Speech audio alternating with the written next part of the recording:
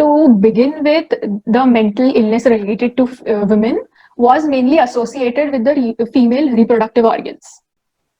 Okay, and the first ever term that was associated with the mental illness regarding women was hysteria. Hysteria was a term that has been used since ancient time. It's there in different texts and all, and it literally meant wandering uterus. So the solution to a problem called wandering uterus would obviously was very evidently related to sexual interventions or fumigation of vagina, and all these things were the solutions to problems back then. And then eventually women were associated with being crazy, hysterical, mad, and then any kind of complaints that came from a woman, that experience was diminished to, okay, this is because of because of the fact that it's a female.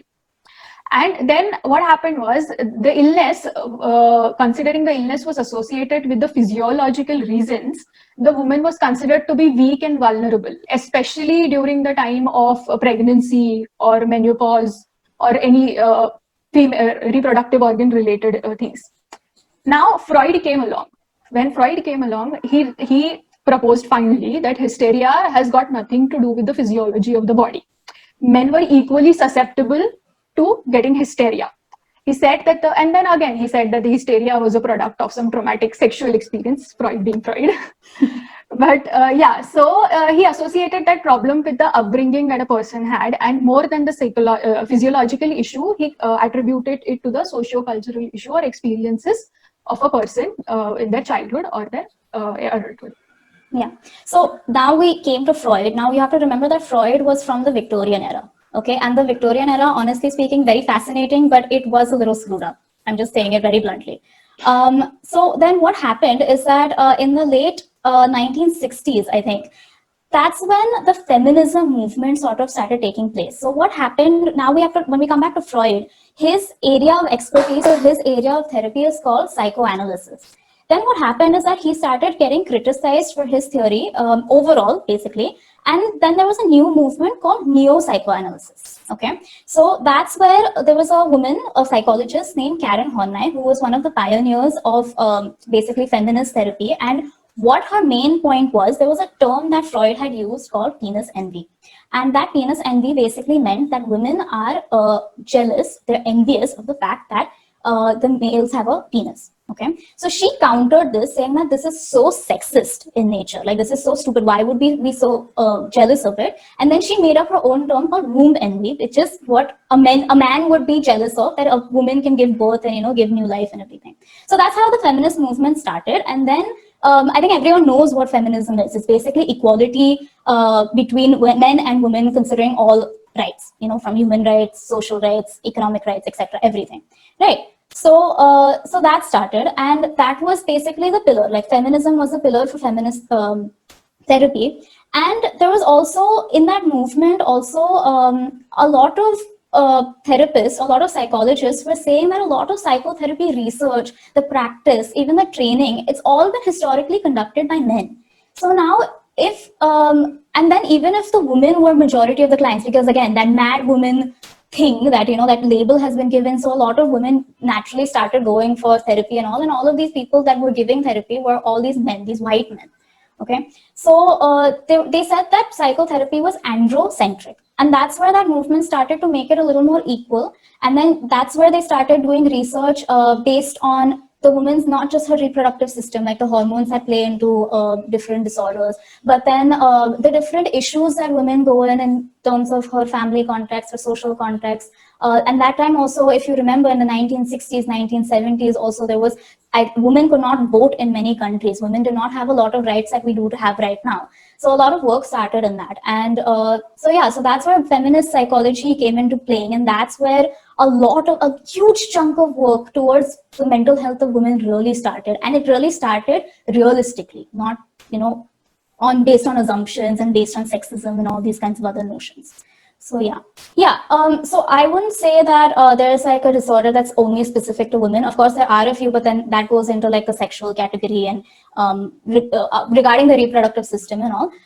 But 99% of the disorders, they affect both males and females. But then what happens is that the way they project themselves, so the way they present themselves is very different. For example, in females, what we tend to do is we tend to internalize things. And this is again something that we've been taught. This isn't something that comes naturally to us, or rather it comes naturally to us, but it wasn't natural before, like many, many centuries ago. It was because of the whole gender roles, patriarchy, sexism, all these concepts that we started internalizing things. So if, for example, we have some kind of an issue, we have some kind of an emotional issue, if we present it by complaining about it or talking about it, we automatically get labeled as she's whiny, or she's just like she's a drama queen or something like that. That's why we start just like bottling things up.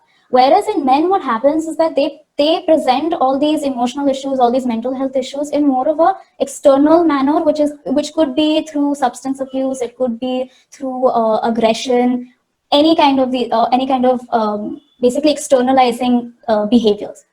So now let's come to like depression, for example. Okay, so now depression affects both men and women. We know this. This isn't like a new fact. But the thing is that the intensity or the degree is more persistent in women. And of course, there are lots of different reasons for it. If we go into the background, we go like, again, if we talk about internalizing things, if we don't vent out or we don't speak about the mental health issues that we're having, the fact that we have no motivation, we don't want to talk to anyone, we're not feeling that low mood and everything, it's going to just increase, it's going to accumulate. Then what happens is that since it accumulates, then that's why it becomes more persistent, it becomes more long-term in nature. Then obviously we have when it comes to hormones, we also have lots of hormonal changes going on constantly, whether it's during our menstruation cycles, when we're not on our menstruation cycles, during childbirth, etc. So that is also something that we have to take into account. And then also in depression, what it's been seen through research is that women show these symptoms which are atypical. They're called reverse vegetative symptoms. So for example, when we think about depression, we think about a person who isn't sleeping well or isn't eating, or he's lost a lot of weight. The opposite happens in women generally. There's weight gain. There's an increased appetite. There's increased sleep, like the sleep cycle is completely disturbed that way. Then obviously, let's talk about the social context. How many times have we seen these supermodels? Okay, these supermodels with these perfect bodies, with these perfect features, their amazing height, everything. That we've been seeing since we were kids. It plays into the role of a perfect female. What is a perfect female body type, right? That affects us also to some point, and that's where eating disorders and body dysmorphia comes into play. I am not saying that men do not go through these issues, because obviously there is that ideal men board and everything, all that jazz is there. But the thing is that with women, the degree, the intensity is much more when it comes to these issues. And that's why we see a lot of eating disorders. We see a lot of women going for plastic surgery when it's not even required, because they're not happy with a certain feature. So yeah, so these are some differences. Monali will tell you about the other differences. Yeah, exactly. So I mean, there are other disorders like bipolar disorder. Again, they are equally there in men and female, but then the way that it presents in female is very different. So to tell you in short, bipolar disorder is a shift between moods from being very depressed or in a manic stage. Okay, so now depression is seen more evidently in women, a depressive episode. There's a lot of times that there can be a misdiagnosis of the female having a depression instead of bipolar disorder because of this. Along with this, there is a rapid switch between the two, which can happen, which is more often seen in a woman, and then there's a seasonal pattern, which is again seen more often in women. This is another way where bipolar disorder presents itself quite differently. Now, again, at the same time, as we've discussed earlier, also there are these hormonal hormonal factor that plays a huge role. There are certain disorders that are specific to women only, as Neha said, like PMS and PMDD, or even postpartum depression. Again, the symptoms and all are quite similar to depression, loss of appetite, fatigue, and all those things. But then the causes for it is hormonal changes, a reaction to a hormonal change. And when you're talking about a postpartum depression, the cause is the huge physical change that a woman goes through after pregnancy, the responsibility of a child. Then there is a sudden drop in the estrogen and progesterone levels. So hormonal changes that are extremely drastic. they cause postpartum depression. Common in a lesser severity, it is seen as, it is called as baby blues, which probably people are more aware of. Apart from these disorders that are specific to women, other disorders that are more towards the social aspect of it would be PTSD, then self-harm or suicide. Now, the tendency of PTSD for a woman is higher. It's more prevalent in women because of the cultural and gender roles. It is the one of the most biggest contributing factor, because they are more vulnerable to domestic abuse, to sexual abuse, and that is followed with an episode of PTSD quite possibly. Then there are other issues like dowry, then dowry related disputes, quarrels, then pressure to have a male child. That is a whole different world altogether. And all this comes together and forms a huge emotional distressing aspect to a woman's life. And that is again a very big contributing factor to self-harm or commit suicide. Now, Emile Durkheim has studied suicide, and he said that the socio-cultural factors are one important determinant of the suicidal behavior. So it makes sense that a woman will find that way as a way out of the issues that she's facing.